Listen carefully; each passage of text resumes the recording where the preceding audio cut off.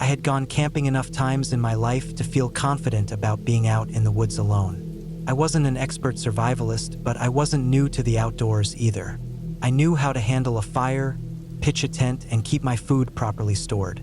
I was the type who liked quiet weekends away from traffic and screens, away from all the buzzing noise of normal life. That spring, I decided to take a solo camping trip out to a state forest I hadn't been to before. It wasn't far from where I lived, maybe a couple hours by car, and the trails were supposed to be peaceful, with a few small rivers and ridgelines that gave good views. I left early in the day, parked at a trailhead, and hiked in with my pack. The first thing I noticed was how empty it felt out there. Sometimes when you camp, you'll pass a few other hikers, see footprints, or hear the faint sound of people in the distance. Not here. The trail looked less worn than I was used to. Fallen branches hadn't been cleared. Moss had spread over rocks in the middle of the path. It felt like a place where not many people bothered to go anymore. The forest was thick. Trees crowded close together, mostly tall hardwoods with bare branches just beginning to sprout new buds. Early spring always carried that mix of life coming back and cold that hadn't quite gone away yet. The air was damp, and whenever the breeze shifted, I caught the smell of wet soil, leaves decaying, and the faint sweetness of new growth. I hiked a few miles in until I reached a bend near the river. The water was running strong, fueled by snowmelt, and it made a constant rushing sound that filled the quiet. I found a flat spot near the bank where someone had clearly camped before. The ground was firm, no low spots for water to pool, and there was just enough clearing to give me room to pitch my tent without feeling too exposed. I decided that was where I'd stay the night. Setting up didn't take long. I laid down my tent, staked it out, rolled out my sleeping pad and bag inside. After that, I gathered firewood. It was still light out, so I had plenty of time. The forest floor was littered with fallen branches. Some were damp, but if you dug under a bit, you could find dry sticks. I built a small fire ring with stones and stacked the wood nearby. By the time I got the fire going, evening was setting in. The sun dipped low behind the trees, and the air cooled quickly. I cooked a simple meal, sat by the fire, and just listened to the river. The longer I sat, the more I noticed small sounds. The creak of branches swaying, the distant call of a bird, the occasional splash as something moved through the water downstream. When the last of the light left, the forest turned into nothing but black shapes around me. My fire was a small circle of light, and beyond it was just darkness. That's something that always strikes me when I camp alone. How total the dark really is. In the city or even small towns, there's always some glow, some background light. Out in the woods, once the sun is gone, the black closes in tight. I kept the fire small, just enough to stay warm, and tried to relax. But something felt different that night. It was the kind of unease you can't explain right away. I told myself it was just being in a new place, an unfamiliar forest. Still, I found myself looking over my shoulder more than usual. When I finally decided to turn in, I made sure the fire was reduced to coals, then crawled into my tent. The sound of the river was loud enough that I figured it would drown out most noises, so I put in earplugs too. At first, I drifted in and out of light sleep, but then I pulled the plugs out again. For some reason, I didn't want to block out the woods completely. I lay there in the dark, staring at the thin nylon walls of my tent, when I caught the first sound. It was faint, maybe 50 feet off, like twigs snapping underfoot. At first, I thought it could be a deer. The forest was full of them. I stayed still, listening. The sound came again, deliberate, a step, then a pause, then another step. It didn't move quickly, more like something taking its time. The air inside my tent suddenly felt heavy. I could hear my own heartbeat thumping harder. I tried to tell myself it was nothing unusual. Animals moved around at night. That was normal. But there was something about the rhythm of the sound that put me on edge. It wasn't the fast scurry of a raccoon or the nervous shuffle of a deer. It sounded heavier, more controlled. I held still, barely breathing, listening as it circled wider. It never came close enough for me to hear clearly, but I knew it was out there, just beyond the fire pit, just beyond the trees where the darkness was thick. I don't know how long it lasted, maybe 20 minutes, maybe more. Eventually, the sound faded, swallowed by the rush of the river. Even when I no longer heard it, I couldn't shake the feeling that whatever it was hadn't gone far. I stayed awake most of the night, lying stiff on my back, ears straining for the smallest sound. Every once in a while, I thought I caught it again. A shift of weight, a faint crunch, but I couldn't be sure if it was real or just my brain tricking me. By morning, I felt drained. I crawled out of my tent, half expecting to see tracks. The ground was a mess of old leaves and damp soil, and sure enough, I spotted impressions in the mud near the edge of camp. They weren't sharp enough to make out clearly, but they were larger than I expected. Too big for a raccoon, too heavy for a fox. I crouched there for a while, staring, trying to make sense of them. I spent the day hiking around, trying to distract myself. The forest was beautiful in the daylight, ferns pushing up through the undergrowth, the river shining in the sun. But the back of my mind stayed tight, thinking about the night before. By the time evening came again, I debated packing up and heading back, but I told myself not to be paranoid. I stayed a second night. I built the fire earlier, tried to eat and relax, but once darkness fell, the tension returned. It didn't take long. The sounds came back, this time more than one. I heard something moving across the riverbank first, then another sound behind me, deeper in the woods. My fire suddenly felt too small, like it wasn't enough to push back the dark. I stayed seated, staring out, straining my eyes for shapes, but nothing ever crossed into the glow of the flames. The noises circled, slow and steady, never rushing, never approaching fully, just close enough to let me know they were there.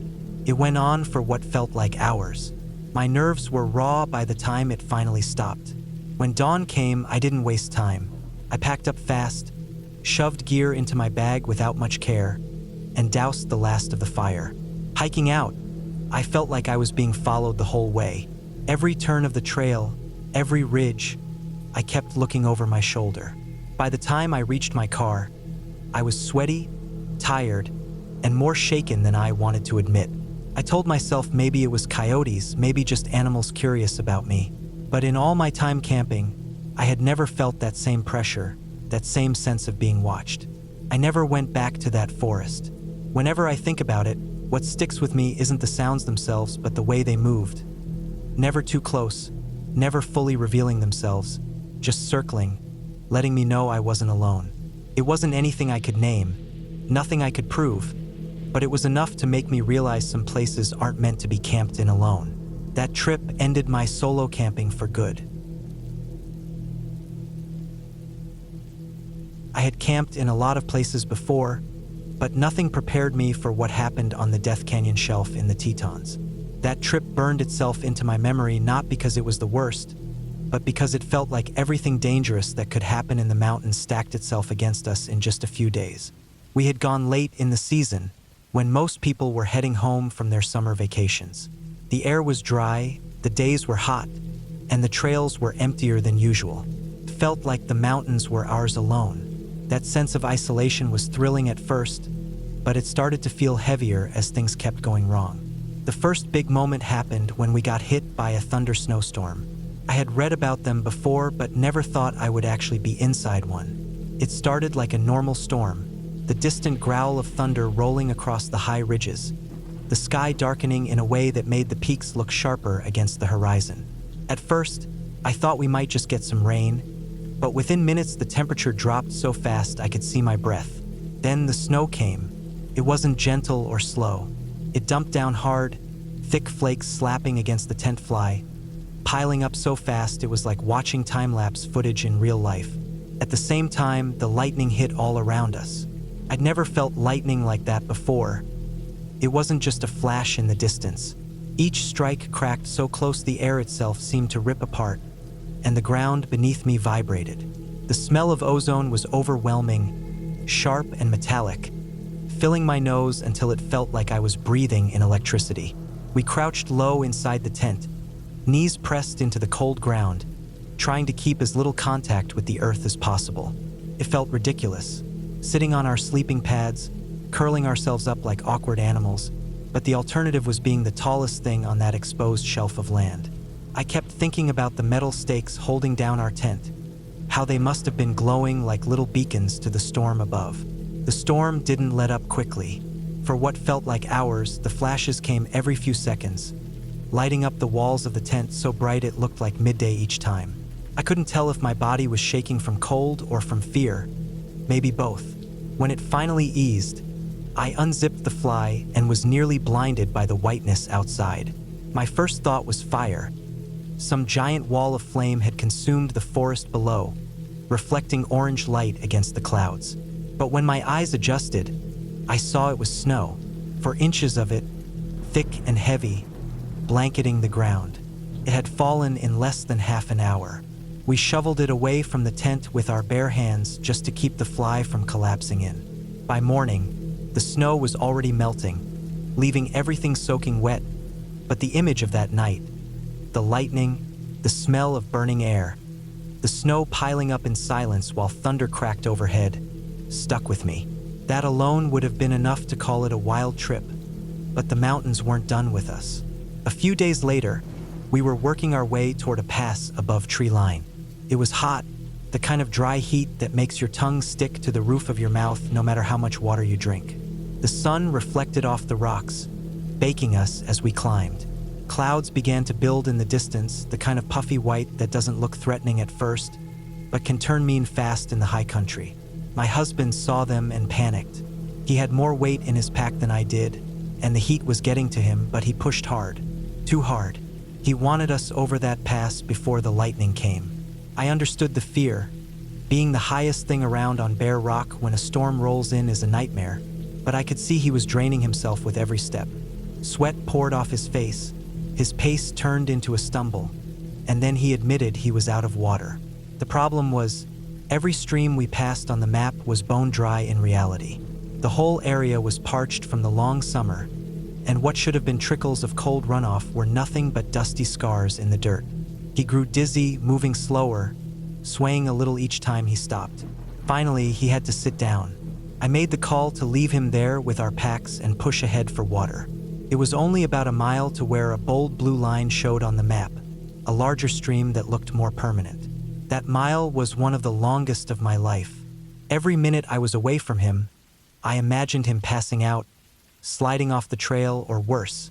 I forced my legs to keep moving, even though the sun beat down so hot it felt like it was burning into my skin. When I finally reached the stream, the sound of water was the sweetest thing I'd ever heard.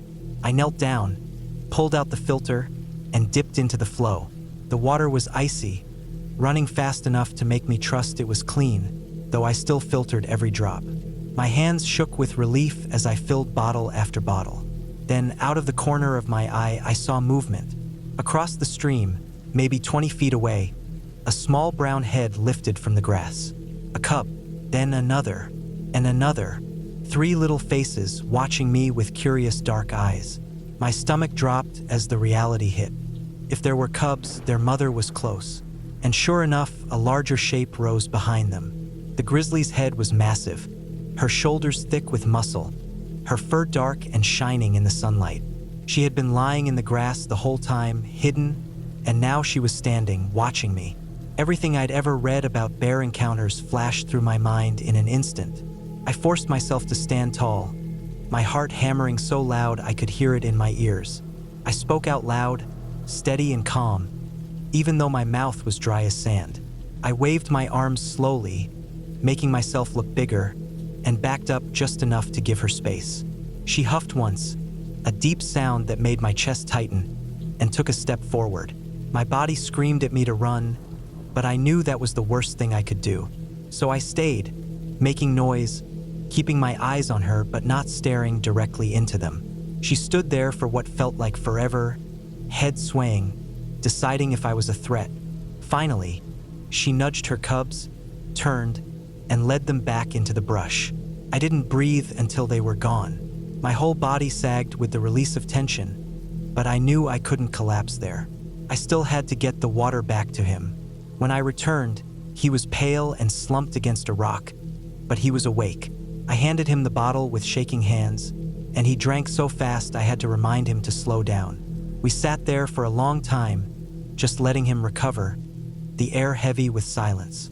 That trip had more in store. Hail that came out of nowhere and stung our skin like needles. Nights so cold I worried about hypothermia. Long stretches where the trail disappeared and we had to pick our way across unstable ground. But nothing matched the fear I felt in those 2 moments. Crouched in the tent under lightning and snow, and standing alone at the stream with a grizzly and her cubs. When we finally hiked out days later, my body was battered and my nerves raw, but I couldn't stop smiling. Every day had tested us, scared us, and reminded me how small we are in places like that. And yet, those moments of fear made the beauty sharper. The Tetons gave me one of the best trips of my life, but they also made sure I understood exactly how quickly things can turn. I wouldn't trade that experience for anything, but I'll never forget the smell of ozone in the storm, the weight of silence before a bear's decision, and the way survival can balance on the edge of luck and timing. It was beautiful, it was terrifying, and it was real. When I look back on that trip, it still amazes me how something could be so beautiful and so terrifying at the same time. The mountains have a way of making you feel both lucky and fragile. And that trip was proof of how quickly things can turn when you're out there, far away from safety. Started out like any normal backcountry trip. The packs were heavy, the air was crisp, and the trail cut deep into the Tetons with a kind of wild silence you can't find anywhere else. Every time we stopped to rest, I could hear nothing but the wind, the distant call of birds, and the crunch of our boots shifting on gravel. The stillness was what made me love the backcountry. But as the days went on, I learned that silence could also carry fear. The storm came fast. 1 minute, the sky above Death Canyon Shelf was a clear, sharp blue, and the next, the horizon looked bruised and dark. Thunder started rolling in before I even realized clouds had built behind the ridge. We scrambled to set up the tent on the flattest patch of ground we could find, but the storm was on us before we finished tightening the guy lines. I'd never experienced thunder snow before, but that night it wrapped itself around us. Lightning crashed so close the ground trembled beneath my knees. The air stank of ozone, like hot metal and burning wires, and each strike filled the tent with white light so blinding I couldn't even see shadows anymore. We pressed ourselves low, crouched on our pads to keep as little contact with the ground as possible. Our bodies bent into tight shapes, every muscle tense and waiting. The snow fell with a speed that didn't feel real. The noise of it muffled the world, and yet the thunder still cracked so hard it shook the air inside my chest.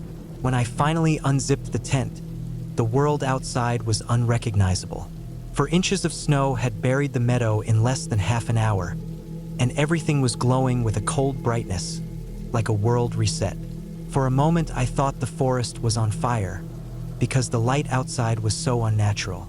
Instead, it was just the storm showing us how small we were against its power.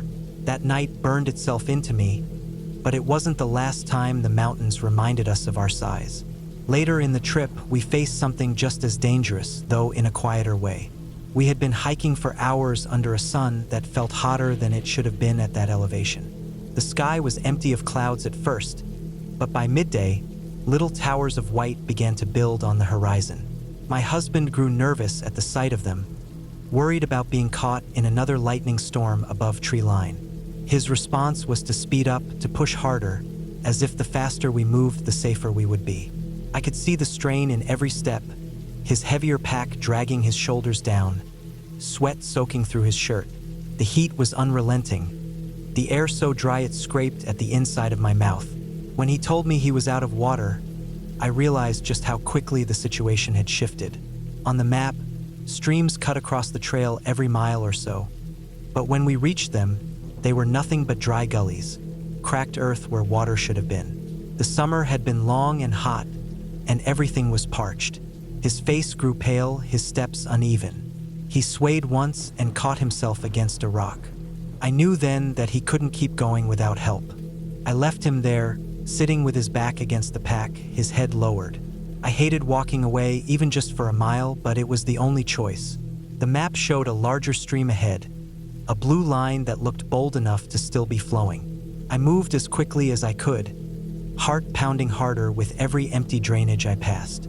When I finally heard water, I nearly broke into a run. The stream cut through the valley with a steady rush, clear and cold. Relief hit me in a wave as I knelt at the edge, pulling out the filter and bottles. My hands trembled as I worked, every second dragging out too long. But as I filled the first bottle, something shifted across the stream. A small brown head rose from the grass. My brain processed it slowly, a cub. Then another head, then another. 3 cubs stared back at me, their dark eyes round and curious. My chest locked tight. If there were cubs, then their mother was close. I didn't have to wait long to see her. The brush behind them rustled, and a larger form stood, massive and solid. The grizzly's head swung toward me, ears forward, muscles rippling under her thick fur. She had been lying there hidden the whole time, and now she knew I was too close to her cubs. I froze for half a second, then forced myself to stand. Every instinct screamed at me to bolt, but running meant danger. I raised my arms, steadying my voice as I made noise, my body shaking even as I tried to look confident. She took one heavy step toward me, her paws silent on the grass, her nose flaring as she tested the air. The moment stretched on and on, the sound of water rushing between us the only thing breaking the silence. My legs felt weak. My heart slammed so hard against my ribs it made me lightheaded. Finally, she gave a deep huff, nudged her cubs, and turned them back into the brush. The tension in my body snapped all at once, leaving me weak with relief.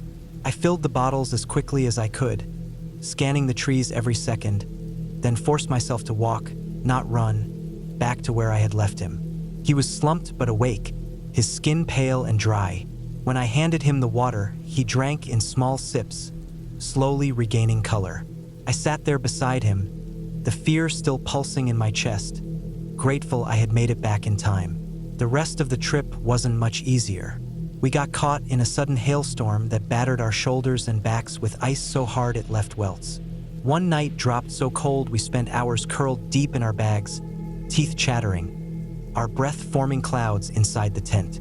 Each day felt like the mountains were testing us, reminding us that no matter how prepared we thought we were still just fragile bodies in a place that didn't forgive mistakes.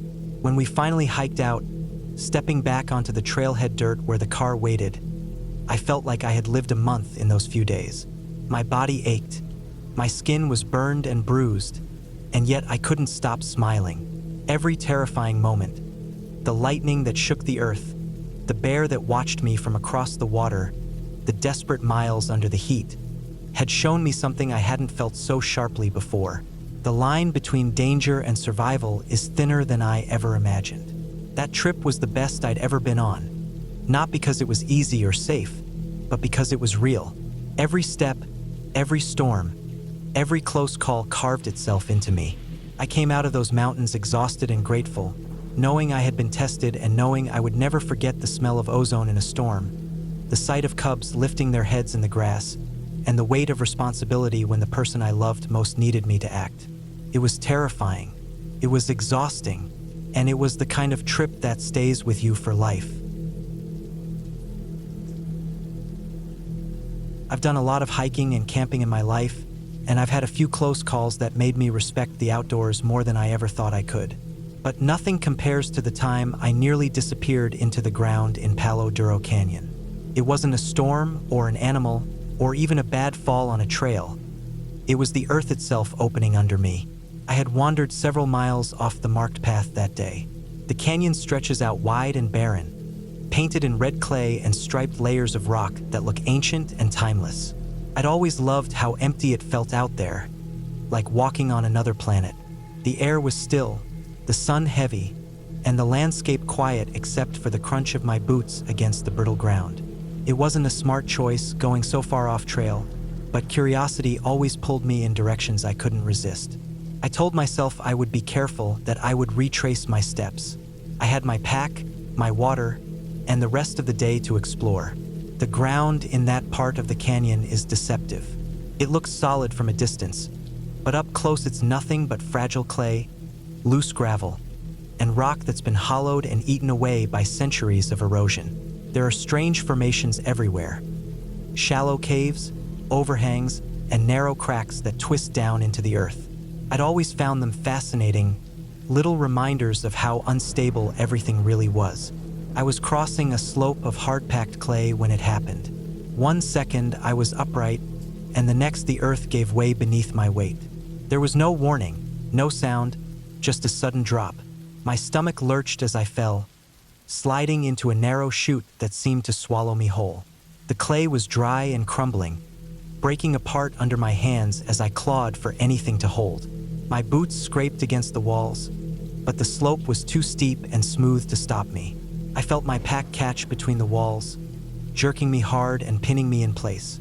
For a second I thought it was over, that I was stuck for good, wedged like a cork in a bottle. Then I realized the pack had saved me. If it hadn't jammed against the rock, I would have slid much farther down. And I had no idea how far this chute went. The space was narrow. The clay pressed cold and rough against both my shoulders, and every movement sent loose dirt tumbling deeper into the dark below me. I looked down and saw nothing but shadow. The thought of what might be beneath me, 10 feet, 20, maybe more, made my chest tighten. My breathing grew fast, loud in the small space, and I forced myself to stop and think. I tried to move upward, bracing my boots against the walls and pushing with my legs, shimmying inch by inch. For every bit of progress I made, the clay slid out from under me, and I slipped back down. My pack kept dragging, scraping, trying to pull me lower.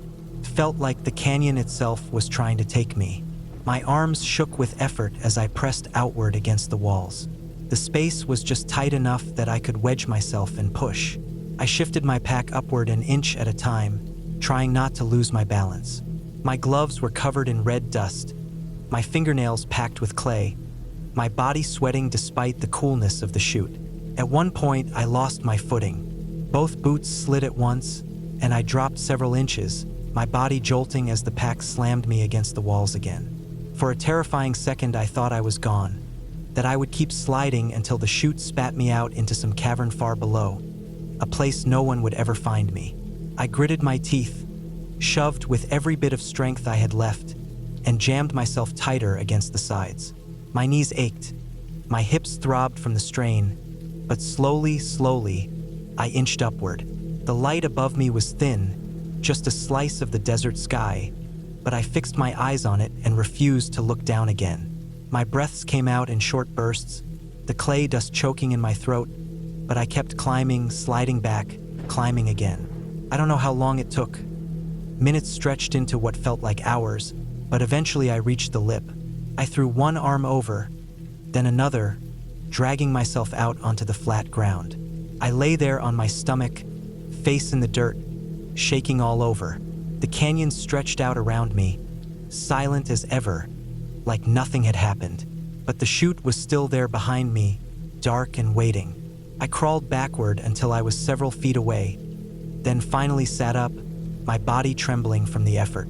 The realization hit me hard. If I had slipped even a little farther down, I wouldn't have come back.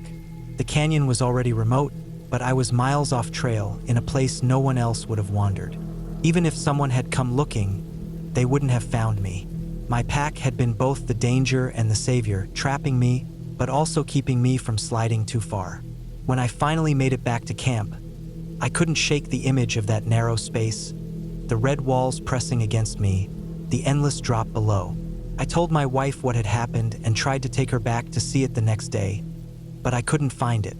I swore I knew exactly where it had been, but the ground all looked the same, slopes of red clay, dotted with little caves and cracks. It was like the canyon had swallowed the chute back up, hiding it from me. That's what made it worse. If I couldn't even find it again, how could anyone else have found me if I hadn't made it out? I would have been buried in silence, in a place that didn't want to give me back. Even now, years later, when I think of caves and narrow places, I remember that day. I've always loved exploring caves, the way the world opens underground in ways most people never see. But that day in Palo Duro taught me something I'll never forget. Consent matters even in the earth. You don't force your way where you don't belong. The canyon let me go once, but it could have kept me just as easily. It was the most dangerous, terrifying experience I've ever had camping or hiking. Not a storm, not an animal, Not even a fall from a cliff. Just the quiet moment when the ground gave out and the canyon tried to take me. I survived because of luck, because of timing, because my pack jammed in the right place. And that thin thread between survival and vanishing is something I'll never forget. A few years back, I went camping in the Everglades with 3 friends. It was the kind of trip we had talked about for a while, wanting to spend a few nights deep out there, away from roads, houses, or any signs of the usual noise of life. We picked a spot that was on higher ground, not swampy, and set up camp after hauling all our gear in. By the time the tents were up, the firewood was gathered, and we cooked and ate. The night had fully settled in. The Everglades at night has its own personality. It's never silent. From the moment the sun dips down, the air fills with the sound of crickets, buzzing insects, frogs, and all sorts of bird calls you don't always recognize. There's a constant hum, a layering of sounds that becomes almost like a blanket. It feels alive around you. The heat never really fades either. Even at night, the air sticks to your skin, heavy and wet. You can taste the humidity when you breathe. We stayed up a little around the fire, but it wasn't long before each of us went to our tents. The ground was soft, and it didn't take long for me to start drifting off. The sounds of the Everglades pulling me towards sleep. My shirt was damp with sweat, and the air inside the tent felt thick, but I was tired enough to not care. Then it happened. At first, I thought it was in my head, something slipping in between the buzzing of the bugs. But no, it was real. I felt it more than I heard it. A low, deep vibration, like a roar held down in someone's chest. It rolled through me, not loud in the air but powerful enough that I felt it in my ribs. My first thought was that it was thunder far off, but there were no storms in the forecast, and the air was still.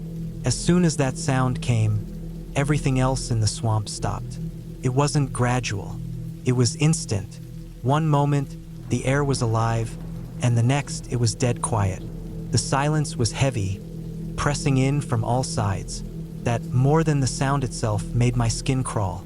I lay completely still, staring at the dark ceiling of my tent, every sense sharpened. I listened so hard my ears hurt, waiting for something else to follow. My chest still tingled from the vibration, like it had left something behind inside me. Seconds ticked by slow and thick, each one making me more aware of how far from safety we were. Then my phone buzzed. The vibration against the tent floor made me jump. I grabbed it quickly, the light from the screen almost blinding in the dark. It was a text from my friend in the other tent. "Did you hear that?" I didn't reply right away. I just stared at the message, confirming to myself that I hadn't imagined it. My hands were slick with sweat, making the phone slide a little in my grip. Then another buzz, this time from one of the others. What was that? Soon all 4 of us were silently texting back and forth. No one wanted to step out of their tent. No one wanted to break the silence. We all described it the same way, low, deep, vibrating enough that you could feel it in your chest. None of us had an explanation. The silence dragged on. A full minute, then 2. Felt unnatural, wrong. Every small sound I made inside the tent felt like a shout against the quiet. I became hyper-aware of my own breathing, trying to control it, make it quieter. My heart thudded hard against my chest, louder than it should have been. Then, slowly, faintly, the sounds of life began to return. A single insect buzzing, then another. A frog croaked in the distance. Birds shifted in the trees. Within about 10 minutes, the swamp was alive again. The blanket of noise settled back over the camp, as if nothing had happened. But I couldn't shake it. I lay there with my machete propped against my sleeping bag, hand resting near it. I knew I wouldn't use it against anything real out there. What good would a blade do against an alligator or a big cat? Still, it felt better having it close. Sleep didn't come easy after that. Every sound seemed sharper, more threatening. The crack of a branch, the flutter of wings overhead, the rustle in the grass. It all made me jolt. My eyes stayed open far longer than they should have, the inside of the tent dimly lit by the faint glow of my phone screen. I thought about what it could have been. A gator was the first guess that came to mind, but we had chosen ground far away from water, at least as far as you could get out there. Big ones like to stay near lakes or wide ponds. Could there have been a pond we hadn't noticed? The Everglades are deceptive like that. From above it might look like solid ground, but once you're in it, you realize how broken up it really is. Still, I had been around gators before, and I never felt anything quite like that. This wasn't a bellow you hear from across the water. This was closer, heavier, inside the chest, like something massive was right outside the tent. When the first hint of morning light crept through the fabric, I finally let myself breathe easier. The birds were awake and loud, the kind of noise that tells you night is over. My body ached from lying so tense for so long. We didn't talk much about it the next morning. We all knew what we had heard and felt, but none of us wanted to dig too deep into it while still out there. We just packed up, moved slower than usual, keeping close together as we hiked back toward the car. The heat hit us hard once the sun was fully up, the kind of heat that makes the air waver in front of your eyes. My shirt stuck to me, my pack rubbed against my back, but I didn't care. Every step closer to the trailhead felt better. Even now, years later, I can still remember the way that vibration felt. I've been back to the Everglades since, but never to that exact spot. I don't think I could. The memory of that silence, the way the entire swamp seemed to hold its breath, is enough to keep me from ever pitching a tent there again. The Everglades are full of things that don't need to be explained. Out there, you're not in control. You're not even close to the top of the chain. That night made it clear. I didn't see what made that sound, and maybe that's the only reason I was able to pack up and walk out the next morning. Whatever it was, it passed by without deciding to come closer. But the memory stayed. It still does. And I don't camp in the Everglades without thinking about it, without keeping a blade within reach, knowing full well it probably wouldn't matter. Out there, sometimes you just have to accept that you're a guest, and something much bigger is moving through the dark. It was the mid-1970s, sometime around 1975 or 1976, when I went on a camping trip with my Boy Scout troop in the Blackwater Forest in Florida. Those trips always felt like real adventures, miles away from towns or roads, with nothing but pine trees, scrub, and dark stretches of forest in every direction. The campsites were simple, just tents lined up in a clearing, a fire pit, and enough space for us boys to run around during the day until the scoutmaster reined us in. Back then, the forest felt endless, thick with shadows and alive with sounds I didn't fully understand. That night had been like many others. We spent the evening around the fire, eating, telling stories, and listening to the sounds of the woods pressing in around us. The air was heavy with the scent of pine, and every time the fire flared, sparks shot upward, swallowed quickly by the dark. By the time we all crawled into our tents, the forest was alive with its usual night sounds: crickets buzzing, frogs croaking from somewhere low and damp, and the occasional distant rustle of an animal moving through the underbrush. I was tired from the long day of hiking and games, and it didn't take me long to drift into sleep. At some point in the middle of the night, I woke up. It wasn't from a sound or a bad dream. Something just felt off, enough to pull me out of sleep and leave me lying there in the thick quiet of the tent. My first thought was that it seemed unusually bright. Not daylight, but not the deep darkness I had fallen asleep in either. The canvas walls of the tent were faintly glowing, lit from outside by something that wasn't the moonlight I was used to seeing. Curious and unsettled, I unzipped the flap and pushed it open. What I saw outside made my stomach drop. The entire campsite was bathed in a dull, red light. It wasn't the flickering orange of a fire. It wasn't the white glow of a lantern. It was a flat, steady red that washed over the ground, the trees, and the tents, making everything look distorted and unnatural. Shadows stretched long and strange under the glow, and for a moment I thought I had died in my sleep and woken up somewhere else entirely. The air was still and heavy, as if even the forest was holding its breath. Then I noticed something even worse. The campsite was empty. Every tent flap hung open, swaying gently, and when I peeked into the closest one, there was no one inside. I moved my eyes across the clearing, one tent after another, and each one was empty. My own tent had been full when I fell asleep, My friends stretched out beside me, but now they were gone too.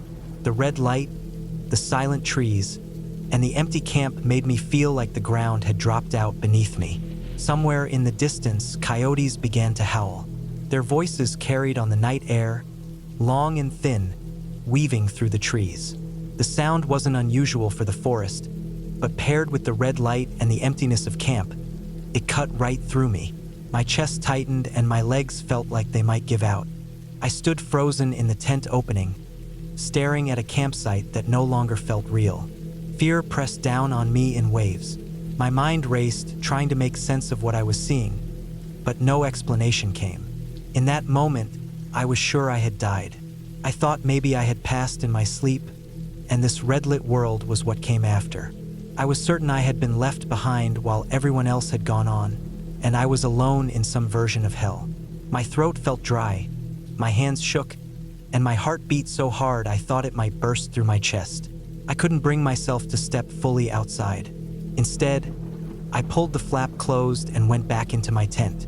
I lay down on top of my sleeping bag, staring at the roof above me, the red light still faintly glowing through the canvas. I could hear the coyotes howling, sometimes closer, sometimes farther away. My body wouldn't move. It felt like if I stayed perfectly still, maybe whatever had happened wouldn't get worse. I lay there paralyzed with fear, every muscle tense, my ears straining for footsteps or voices, anything that might explain it. But nothing came, just the eerie glow and the distant cries. Time passed slow. Minutes felt like hours. My thoughts circled endlessly. Where had everyone gone? Why was the light red? Why was I alone? I tried to calm myself, but each attempt failed, replaced by another wave of panic. My tent, flimsy and thin, felt both like the only thing protecting me and also like no protection at all. The air was stifling, and the smell of damp canvas clung to me as I lay frozen, unable to shut my eyes again. Eventually, after what felt like forever, I heard movement. Feet shuffling, branches cracking under weight, low murmurs. My whole body tensed, certain that whatever had taken everyone was coming back for me. But then shapes appeared outside, stumbling into the red glow. It was the rest of the troop, my friends, the other kids, and even the scoutmaster. They were laughing, tired, brushing themselves off as they returned to their tents. One by one, they disappeared inside, the camp suddenly alive again with the rustle of sleeping bags and the sounds of people settling in. The light outside had already started to fade by then, the red giving way to normal night darkness, the forest sounds slowly returning. I realized what had happened only later, when the scoutmaster explained. There had been a lunar eclipse that night, one of those rare times when the Earth's shadow turned the moon a deep, eerie red. The scoutmaster had taken everyone out to a nearby field to watch the peak of it, a wide open space where the sky could be seen without the trees blocking the view. They had tried to wake me, but I hadn't stirred, too deep in sleep. Instead of forcing me up, they left me behind, figuring I'd be fine until they returned. When I told them what I had seen and how it had felt, they teased me for weeks. They laughed about me refusing to wake up, about how scared I had been of something so simple. But the truth is, even knowing the explanation now, I can still feel the terror from that night. The way the red light covered everything, the empty tents, the howls in the distance, the feeling of being abandoned in a world that no longer made sense. It all burned itself into me. Looking back, I know it wasn't hell and I know it wasn't death. It was just a lunar eclipse. But in that moment, alone in the Blackwater forest, it felt like the earth itself had shifted. The fear was real as anything I've ever felt, and it taught me something I never forgot. Sometimes fear doesn't come from monsters or danger. Sometimes it comes from being left alone in a world that suddenly looks unfamiliar, a world you can't explain. That night was just a trick of light and circumstance, but the memory of it stayed with me. Even now, decades later, I can close my eyes and see the camp bathed in red, the tents empty, and feel again what it was like to believe I was completely alone in the world. I was around 10 or 11 when this happened, and it has stuck in my memory ever since. My family had taken me and my brother on a camping trip. We weren't far from home, just a couple hours' drive, but the place was thickly wooded with tall pines and heavy underbrush, the kind of campground where sites were spread along a dirt road with just enough distance between them to give some privacy. We pitched our tent on a flat spot not far from the gravel pull-in, and there were other campers within earshot, though the trees made everything feel more isolated. The day had been hot, humid in the way only summer nights in the woods can be. Even after the sun set, the air inside the tent held the heat, trapping it against the nylon walls.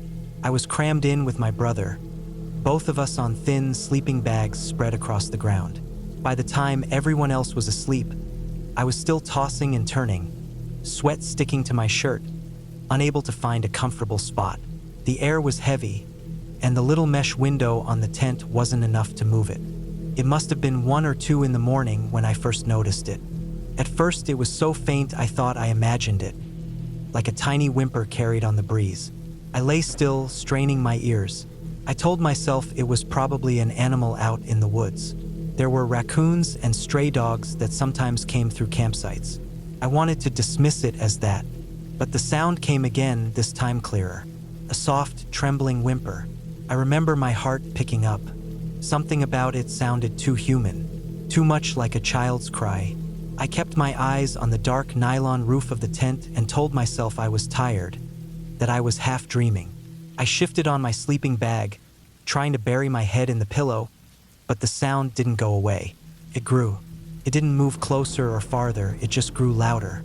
Soon it wasn't just whimpering, it was crying. Full, quiet sobs right outside the tent, like someone was standing there, unable to stop. The hairs on my arms rose. Our campsite was right along the dirt road, and I knew there were other families out there, but it didn't sound like someone walking past. It sounded fixed in one spot, almost like the crying was directed right at our tent. I froze, every muscle tight. I didn't want to unzip the flap and look. The thought of seeing someone or something out there staring at our tent made my stomach knot. My brother was still asleep then, breathing slow and even beside me, but I was wide awake, staring into the dark, listening as the crying grew sharper. And then came the footsteps. They were light, but I could hear them crunching the dry leaves and pine needles just beyond the tent wall. Slow steps, not circling, not passing by, just pacing in the same area. My chest tightened so much it hurt. Whoever it was seemed to stop right there, just outside the thin fabric that separated us. The crying didn't drift away or fade. It stayed steady right there, and it kept climbing in intensity. It wasn't muffled or distant anymore. It was raw, desperate. My heart pounded so hard I thought it would shake the whole tent. I was afraid to move, afraid to even breathe too loudly, afraid that if I shifted, whoever was outside would know I was awake and alert. Then the crying changed. It built into a full scream, a piercing, high-pitched wail that cut straight through me. It wasn't just a frightened yell. It was a scream full of something deeper, like pain or rage, and it lasted for several seconds that felt stretched into eternity. I froze completely, not even able to think. The scream stopped suddenly, cut off like someone had pressed mute. The silence afterward was worse. It felt like the whole forest was holding its breath. My brother stirred then, jolted awake by the noise. I saw his eyes glint in the faint light. He looked at me, wide and terrified, and I knew he had heard it too. Neither of us said anything. We didn't move except to drag our pillows up over our heads, pressing them down tight, trying to block out any sound. My heart was still hammering so loud I could feel it in my ears, but under the muffling of the pillow, the woods seemed eerily quiet. I lay like that for hours, afraid to peek out, afraid to even shift too much on my sleeping bag. Every rustle of leaves outside made me flinch. I imagined someone crouching out there, waiting. The thought of unzipping the tent flap was unthinkable. My brother stayed the same, buried under his pillow, as if we both believed that if we just hid long enough, nothing could get to us. Sleep never came back to me.